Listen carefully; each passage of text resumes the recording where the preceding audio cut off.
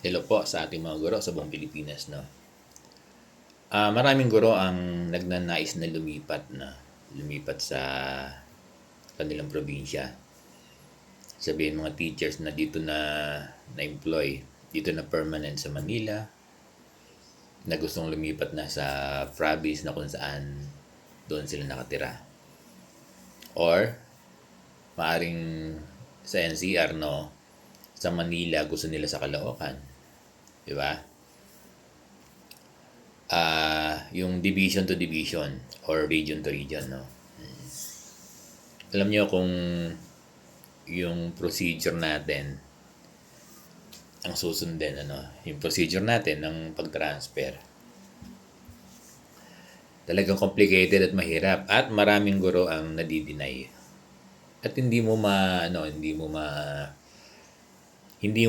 mabiblame yung mga nililipatan nyo. Halimbawa, Caloocan, lilipat ka ng Bulacan. Hindi mo ma-blame na i-deny ka nila. Kasi nga, meron silang mga local applicants dun. Na mga kilala na nila, probably. Oo, kasi may background checking din naman yan. Di ba? Kaya napakahirap talaga. Lalo pat kung na sabihin, i-request mo pa na dalhin yung item mo, lalong imposible na madala mo yung item mo. Hindi mo talaga madadala kung lilipat ka at transfer ka. Unless kung teacher 3 ka dito at may available na teacher 3 doon, pwede, pero bihira yon. Ang karaniwan kasi na bakante sa mga lilipatan nyo pala, hindi ako, ay teacher 1. Oo. Kaya kung halimbawa mapupus ka, no, ma-approve yung transfer mo, kung teacher 3 ka dito, maaring bibigyan ka ng item doon, teacher 1. Ganun yun. Pero, talagang bibira ang nagtatagumpay sa kanilang paglipat. Minsan 1 year, 2 years, minsan madali lang. Pero iba daw, may mga kilala, ewan ko lang. Hindi naman siguro, no? Fair naman siguro sa bawat division. Kaya kapag lilipat, talagang nahihirapan. Lalo pat from one division to another division. Alam nyo, may mga nag-try ng ganito. At wala naman ako nakikitang mali, ano. Ang ginagawa nila is at maraming nagtagumpay dito. Halimbawa, gusto nilang lumipat ng Bulacan. Halimbawa lang. Dito sila nakaano sa NCR o halimbawa sa Caloocan. Ang ginawa nila is nag-apply muna sila roon. Nung nagkaroon ng kasi nagkaroon ng hiring, di ba? Sa isang division. Halimbawa, Bulacan, nagkaroon ng hiring doon. Taga doon na sila. Doon na sila residente talaga. At nandoon naman talaga yung mga pamilya na nila. Nag-apply sila ron. Ngayon, ang sinabit nilang credential papers, siyempre, kung ano yung papers nila na ginagamit nila ngayon dito sa as teacher 1, di ba? Siguro yung guro nasa 5 years na rin. Kung ano naman din yung mga service record niya rito, yun din naman ang oo. At nakalagay naman doon, hindi ko na hindi ko na ikakat, sorry. Hirap, malayo na ako eh. Patuloy ko lang. Ay yung mga service record din niya rito. Na dito sa Caloocan. Yun naman din ang pinakita niya ron. At sinabi naman din niya naman yun doon na andito yung, naisabihin talagang currently employed siya dito sa division ng Caloocan. Ngayon, nag-try siya mag-apply doon. At hindi lang doon, at hindi lang yung case ng isang guro na pumunta ng Bulacan. Maraming case. Oo. Nagtagumpay sila. Nung na-hire sila doon, at meron na silang item, nag-resign ngayon sila dito sa Caloocan.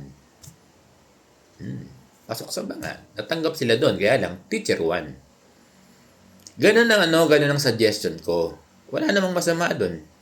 Kasi ang ibibigay, aaminin mo naman, sa division na naka-employ ka talaga dito sa sa division ng Manila ka, 'di ba? Alam ko din may case din na taga Manila at lumipat din ng Caloocan. Ganun din ang ginawa nila. Ako ganyan yung sinasuggest ko eh. Basta huwag ka lang muna mag-resign doon sa current division mo. Huwag kang magre-resign hanggat hindi ka nabibigyan ng item doon sa division sa probinsya na ina-applyan mo. Ngayon, pag nabigyan ka na ng item doon sa division na ina-applyan mo sa province, saka ka mag-resign dito sa NCR. Ganun yun. Kaya lang, teacher 1. Huwag kang asa na kung halimbawa master teacher ka at lilipat ka, madadala ng item. Imposible. Hindi ko pwedeng dalhin yung item unless kung bibigyan ka doon ng item ng katulad ng item mo sa division ng Caloocan kung ano ka ngayon. So, tingin ko yun ang pinakamabilis kung gusto mong lumipat. Mag-apply ka doon sa division. Dumaan ka ng regular na process. At yung mga nag-a-apply na guro, nagtatapwan sila ron. Kasi na sila eh. DepEd na sila eh. Di ba? Ang gaganda ng mga credential nila. Pasok na pasok sa banga. Kaya pag nag-a-apply sila, nararank 1 sila. Kung may ranking, yes. Nabibigyan agad sila. Dahil, yung ginagamit naman kasi nilang credential papers, papers na rin nila sa DepEd. I-try nyo. Wala namang wala akong nakikita na irregularity. O kasi nag-a-apply ka naman ng process din eh. Hindi mo naman dinideny na naka-employ ka na rito eh. 'Di ba? Kaya lang hindi mo na sinik yung regular na transfer dahil sobrang tagal talaga. Sobrang tagal tapos i-deny ka pa, 'di ba? Kasi naintindihan natin, ang kino-consider kasi ang lagi sinasabi ng ibang division na nililipatan, meron silang local na applicants. Mag-apply ka doon para ma-consider kanila na local applicants kanila, di ba?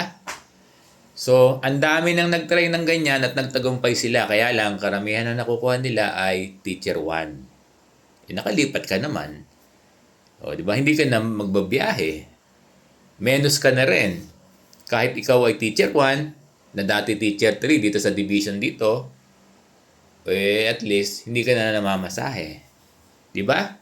So, itry nyo yung... Kaya lang, huwag kayong mag-resign sa current nyo hanggat hindi kayo nabibigyan doon. Pag nabigyan na kayo ng item doon, saka ka mag-resign dito sa Division of Caloocan. At kahit anong division, at ang reason mo ay lumipat ka na at nabigyan ka na ng item doon. Ganun lang.